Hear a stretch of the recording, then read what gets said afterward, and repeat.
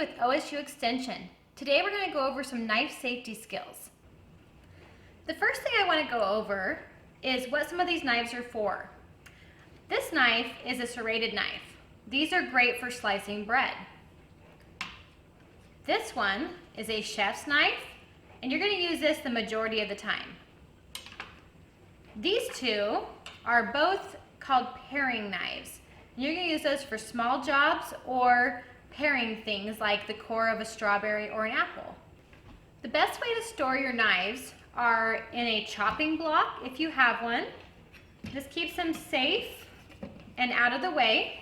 Or if your knife comes with a shield, these are great for storing in drawers. And if you keep them in drawers, make sure you keep your knives away from everything else and in a drawer specifically for knives. When using a knife, always make sure you use a cutting board. A great tip so that your board doesn't slide while you're chopping is get a paper towel, damp, or several, fold them up and put them underneath your cutting board. Then your cutting board won't slide or move while you're chopping. After using a knife, never set your knife in the sink. Always set your knife next to the sink to be washed. When using a knife, never wave a knife in the air. If you have to walk with your knife, always walk with it point down. When your knife is not in use, never have the knife pointing towards you. Always keep it pointed away from you and away from the edge. To avoid what is called cross-contamination, we never want to use the same cutting board for different kinds of foods. So we don't want to cut meat and then cut vegetables or fruit or any other kind of food. So it's best to either use a separate cutting board or completely sanitize and wash your cutting board before use. When you're using a knife, you always want to make sure your eyes are focused on what you're doing. So if your knife is in use, your eyes should be down and watching what you're doing. If you have chopped food and you're ready to move the food, the knife should be down and away from you. When using a knife, always wrap your hand around the handle. Never put your finger on top of the handle. If you need more pressure, just move your hand up on the handle. Never cut towards your body. Always cut away. So when we're holding the knife, we wrap our hand around and we're going to keep the tip down on the cutting board like it's glued. And we're going to cut away. Now I'm going to show you how to cut some different fruits and vegetables. Always wash your fruits and vegetables before cutting. I'm going to use a paring knife and take out the core of this tomato. So we're going to take the knife and just circle around the core and pop it out.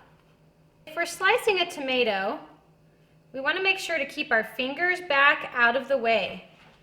Then we're just going to make long, thin slices.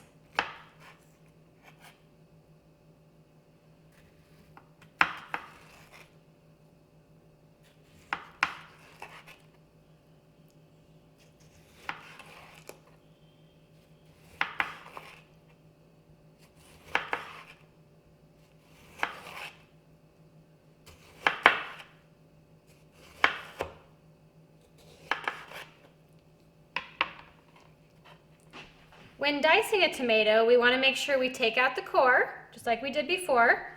Then we want to stand it up, and we want to make sure to cut the tomato in half so that we have a flat surface. Then I'm going to make sure to curl my fingers, keep them out of the way, and we're going to try to make about 1/4 inch slices.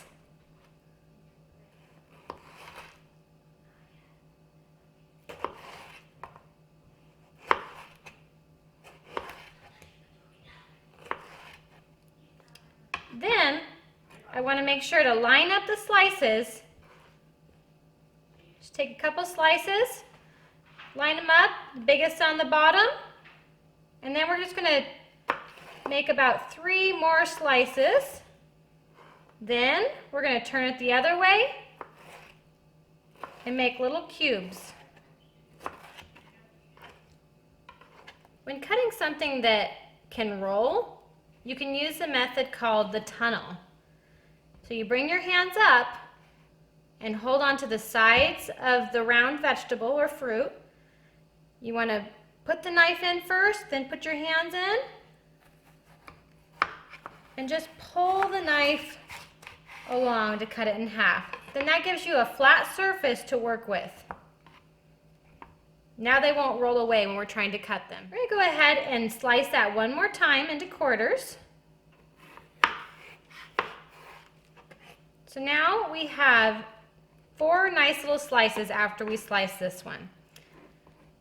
Then I'm going to show you how to do the rocking motion. So we want to keep our fingers curled, and we're going to use our fingers to push the cucumber into the knife.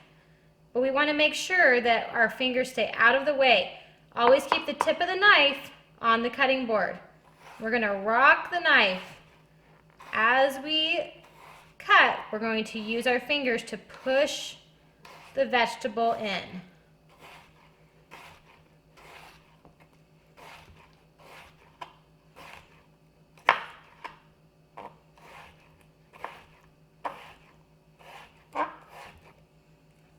Now, we have several nice little slices of cucumbers that are bite-sized.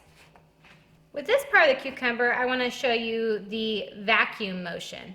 So first we're going to chop off the ends because we don't want the end pieces. So we're going to get those out of the way. Then we're going to go up and over like a tunnel, slice it in half again. So we have our quarters of our cucumber. Then I'm going to show you how to do, this is the vacuum motion.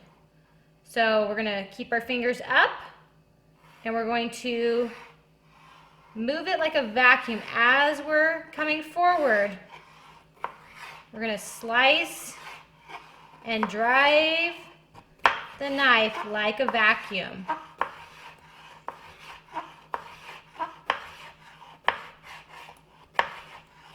Make sure you keep those fingers out of the way. If you're cutting something that's too hard to cut with just your hand around the handle, it's okay to use top chop. So we're just going to press our hands, make sure your hand's flat, and use your hand to press the blade down. The last thing I want to show you is how to chop an onion.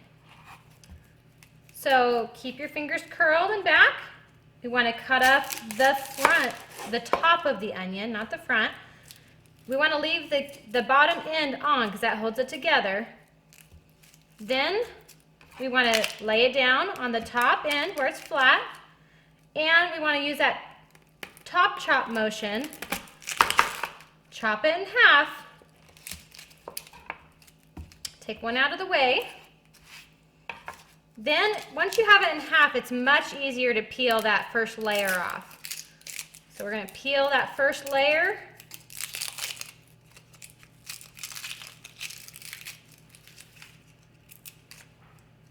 Now we have a nice flat surface. The skin is off.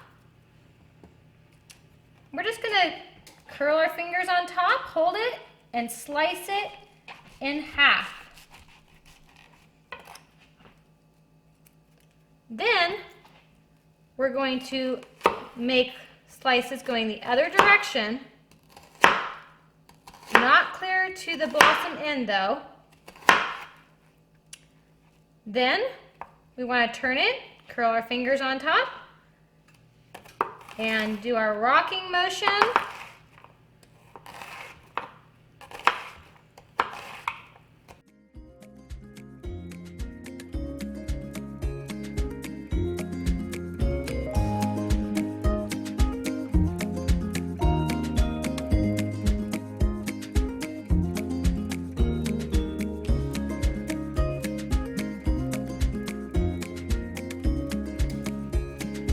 You learned how to be safe in the kitchen with knives and also some new knife skills. Have fun cooking, and thanks for watching.